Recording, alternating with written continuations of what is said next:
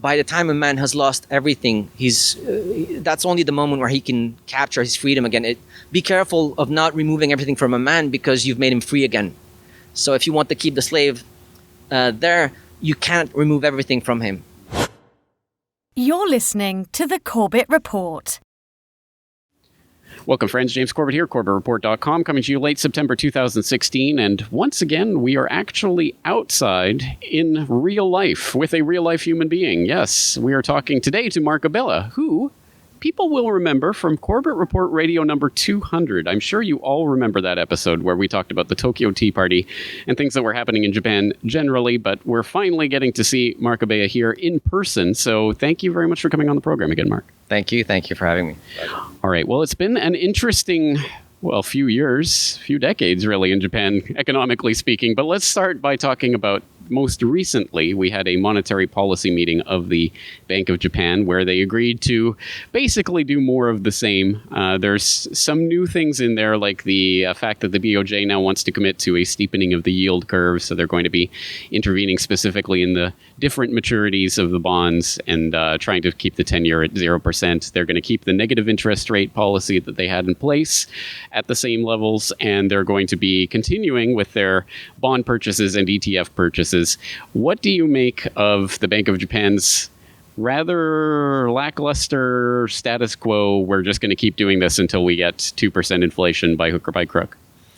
I mean, I think every country on the planet is glued in that position where if they try to raise interest rates and bring them back to somewhat of a healthy level, most asset classes, and when I say most, I mean almost all of them, will come crashing down, and this would cause obviously social distortion in the social structure that would obviously challenge the way society thinks about things, the way society functions. I think a lot of things would just come to an abrupt halt.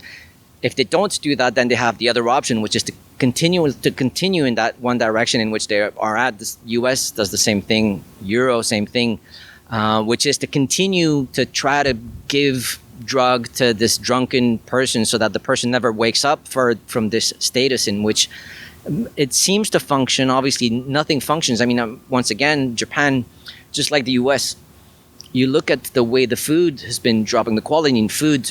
Most of the food in Japan now is convenience store level.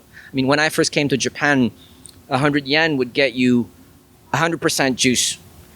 Today, you get 100 yen, you get the same volume, but you're lucky if you get 1% of juice. So the inflation is hidden inside a lot of these things that people don't measure, and the quality of life has dropped. And if you just take this example of the juice, the way people eat, the way people live, the luxury. If you look at airplanes, 20 years ago, the luxury in airplanes. Today, I mean, they should just rename economy class cattle class. It would be much more accurate. I think a lot of people agree on that thing, but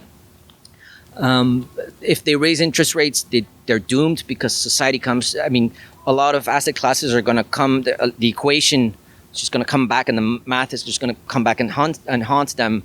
But if they don't raise it, then they're just going to keep on with this sleepy drug addict.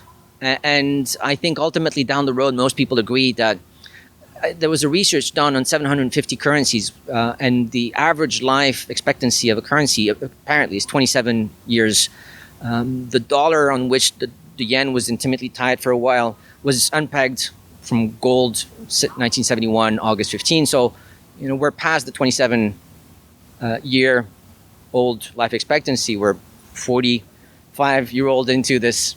So a lot of people could argue easily. Yeah, I mean, you could very easily make a very strong case for hyperinflation, tomorrow morning, or in 5 years or in 10 years. It's very difficult to, but I think we've left the world of if. We're already in the world of when. And so it's just a battle with time mostly. But yeah, they're doomed if they do raise, they're doomed if they don't. So it's a very difficult. And then the lie keeps on piling up. The quality of the lie has to follow. It has to be proportional to the distortion. And I'm noticing that this process of voting for someone. So back then when you had a king or when you had a samurai, sooner or later people woke up to the fact that the relationship was not sound. But adding voting to the equation provides for a bid structure where the best lying element, the best liar that the group has to offer, is invited to bid to this position. And voting is ultimately, it's like upgrading from Windows 3 to whatever, Windows 4. And you go, wait a second, I thought I improved, but you got twice the amount of bugs. And you did I really want to upgrade to this version? I think voting provides now for a bidding of the best liar that society has to offer. Whereas back then, they had to pick from a family, a father, a son, 3 sons, who's the best liar to keep this kingdom into check. Now you can just go out there and pick the best liar who raises, Hollande, Sarkozy, whoever comes out there and lies best is the person who's going to be elected.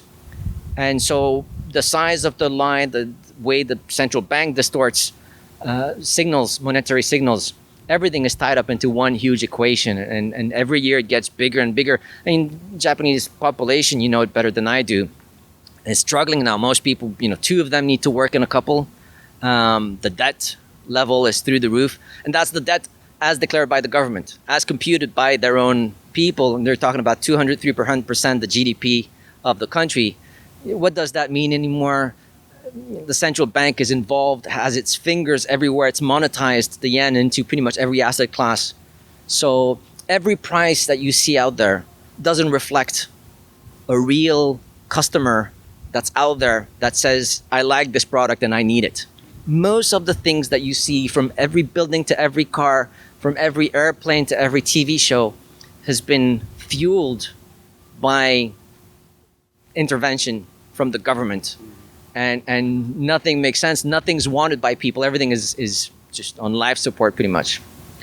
You raise so many important points, but I think the underlying point of all of this is that we are in a system like the Matrix that's been rebooted so many times that it functions very well in keeping people in that Matrix state. But what we're at, economically speaking, is a point where the entire economy is becoming nationalized. More so, I suppose, than ever before, where literally the Bank of Japan is going to be the largest shareholder in 55 different companies by the end of next year if they continue their ETF purchases, which apparently they're going to continue doing. That is outright nationalization of the economy. And you hit on the important point of this. The point of a free market is price discovery. And in a distorted market where the central bank engineers are engineering the economy, we don't have that anymore. We don't know what actually reflects the needs or desires of people. All we know is what central planners think is best for the population.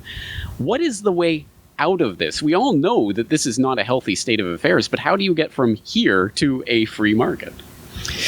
Well, I'm going to add one thing before I go to how you get out, but I think most of the jobs also in this country. So if you dive into one of these corporate giants, most kids who get into these companies notice that they're not running after a customer. And that provides for a very lonely lifestyle. And it's debilitating. I don't know if that's the word in English, but it drives a lot of kids nuts to realize that the corporate structure they work for, the Mitsui or Mitsubishi or whatever that may be, is not actually running after a customer that says, I like this. Thank you for selling me this. They're running after big contracts that are distributed by the government. So the pleasure of hunting for the wealth and a healthy tomorrow has been removed because the price mechanism is not there anymore. And on top of that, the jobs don't really mean anything anymore.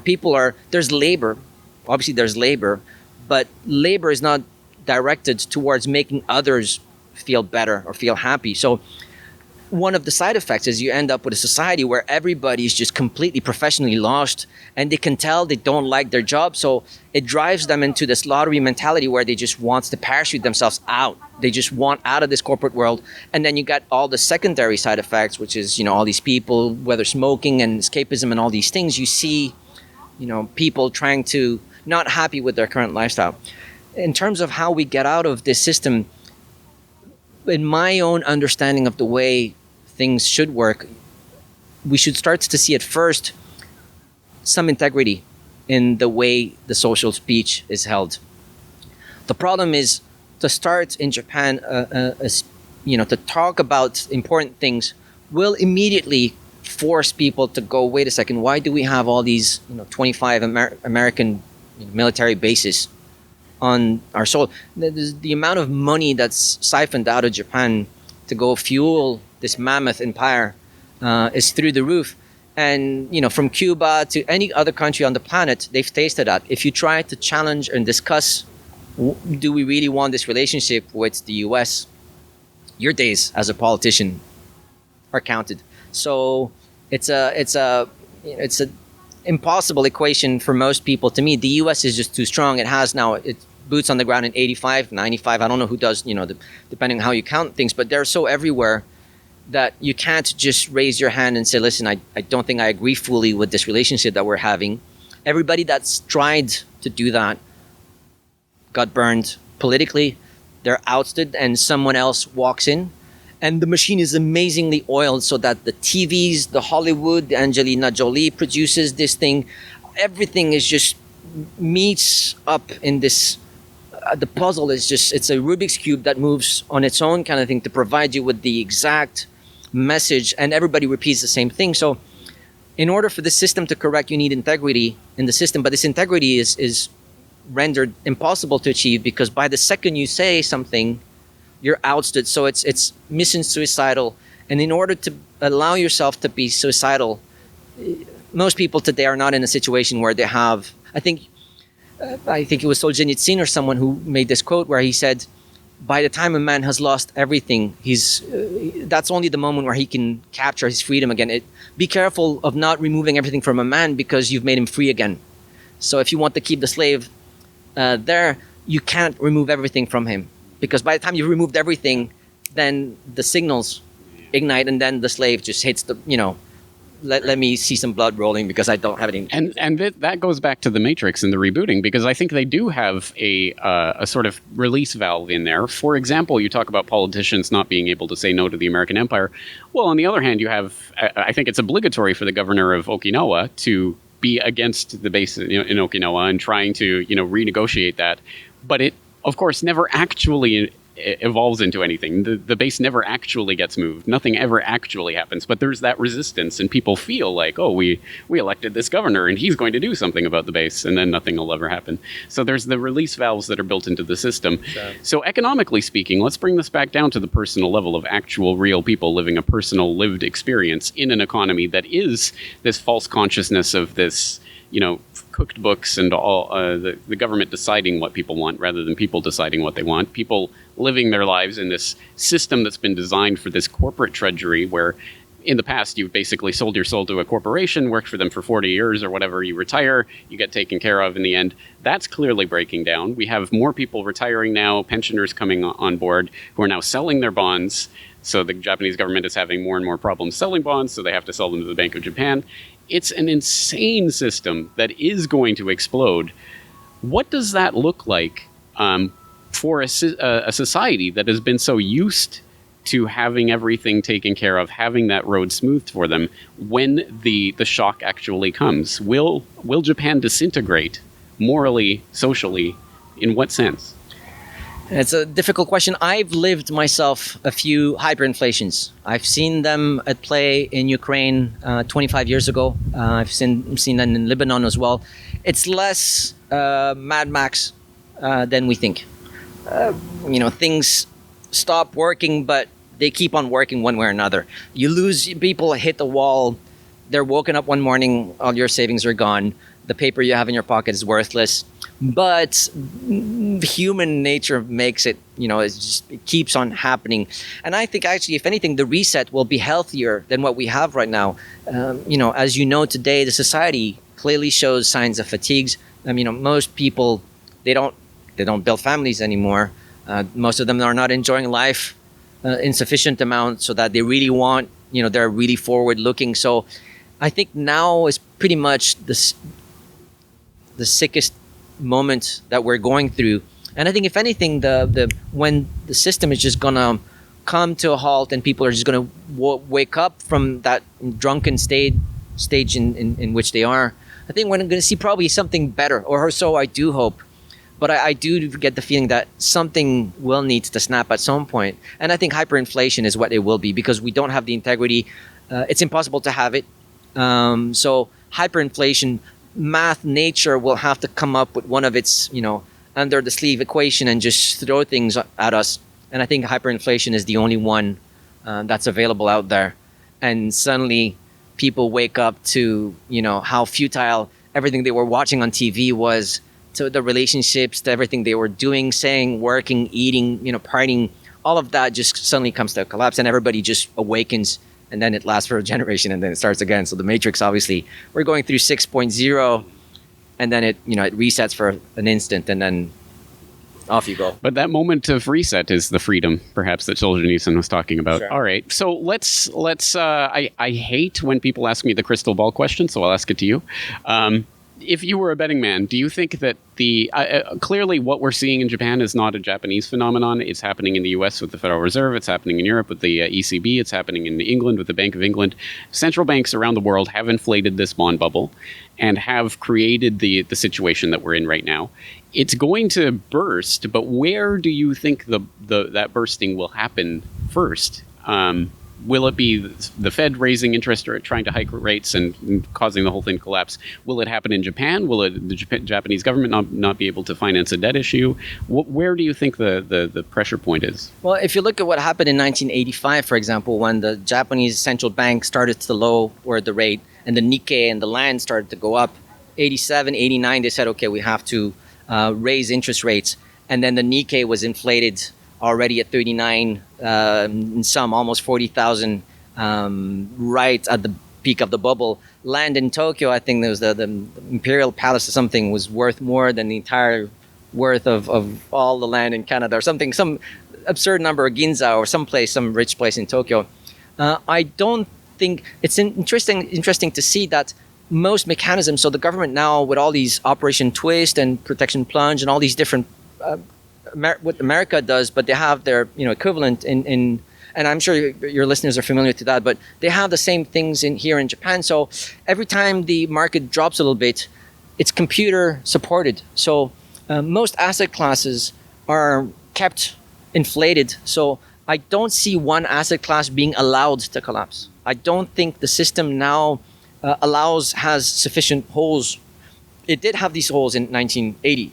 So suddenly the land could collapse, a Nikkei could collapse, the Dow Jones could collapse. Today, with the computer, the way it's built in, you will have the FOMC meeting, you will have, the Fed will announce we're raising rate, we're not raising rate. Computers are out there already waiting to see what the market says. And if the market says tank, the market just lifts it up. So you have, if you look at the Nikkei, it looks like a dead, it looks like a dead patient at the hospital. The line has been, it just doesn't move anymore now.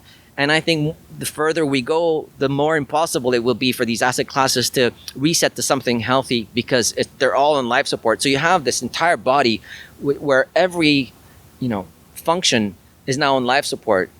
And I think hyperinflation will just force everything to reset all at once. So I don't think we're going to see it happen in one particular asset class because they're too protected now. It's impossible for the Nikkei to reset. Land, all of that is so propped up. That I think is going to be hyperinflation is what I assume we're going to go through. It makes sense to me because if the disease is fundamentally monetary, then it's going to manifest itself in a monetary sense, more so than in any particular sector. All right, lots to think about. I always like to say whatever is going to happen, we're probably going to have a front row seat to the end of the economic world as we've known it, but maybe that's a good thing. At any rate, before the system resets and before the controls go back in, that is a moment of freedom, and people actually have the chance to grasp something from that. It could last another 20 years or 50 years. I just don't want to ruin the anticipation, but the whole thing could go on. So people must focus on what they love. It's so important because I think a lot of people are trying to structure their life around what will happen then. I don't think it's a healthy way to, people have to really focus. It's more than ever now today important to focus on what you like, adjust your lifestyle accordingly, and just find a place where you're comfortable, develop your skills, and just, live a healthy life. I think the best way to show revolution is to embody that revolution ourselves pretty much. That's what I always come back to. It's good to prepare and to be prepared, but if you spend your entire life just preparing, then what have you done with your life? So, yeah. Okay, excellent. Some very important stuff here. I'm very glad that you took the time out to visit me out here in the lonely climes of Western Japan. Any websites, any resources you'd like to direct people to? Yours, to start with. And I mean that. I really, Yeah, the news, all of it, is so corrupt. And from Hollywood to Walt Disney, from the TV to CNN to most of the people, even those who pretend to be on the small government, the agenda is more complex than we think. People have to think for themselves. There's just, I personally have some affection for some of the think tanks in the U.S. The Mises Institute has shown to have a level of integrity that I don't find in a lot of others. Cato Institute, Students for Liberty, Heritage Foundation, Atlas Network, Koch brothers. They all seem to have this very imperial feel to them. And the more I go, the more I see it. And I can only encourage people to stay out of these, because they program you in an understanding of the planet that you then needs time to unlearn. And nothing's more painful and more time costly than having to unlearn falsehoods. I know I've wasted a huge amount of my time, and university is cool, but also these think tanks, they introduce themselves as being there to deliver freedom and liberty, and we're here to show you Hayek and all that. In the back, all of them come with this imperial message, and Washington is there to help you with your freedom. But what they do actually is just prepare so that they introduce the local kids Washington as this provider, messenger of liberty. And before you know it, the US invades Ukraine, invades all these new countries, and it's supported by all these institutions. So that's also wherever should people look for information inside you. Carl Jung, those who search outside dream, those who search inside wake up. I think there's a lot of truth to this message, especially today, because the empire has gone so huge that it's every information out there is corrupt, and I wouldn't trust even the most the richest corporate. I mean, what I'm saying is obvious, but keep your heads together and look for yourself. It's the only way to find the truth, I would say. That's it. Don't trust people. Just trust information that you can verify, and that's the message. All right, we're going to leave it there. Marc Abela, thank you again for your time. Pleasure. Thank you. The Corbett Report is brought to you by the Corbett Report subscriber, a weekly newsletter featuring James Corbett's International Forecaster editorial, recommended reading and viewing, discounts on Corbett Report DVDs, and once a month, a subscriber-only video. Sign up today to start receiving your copy at corbettreport.com/support.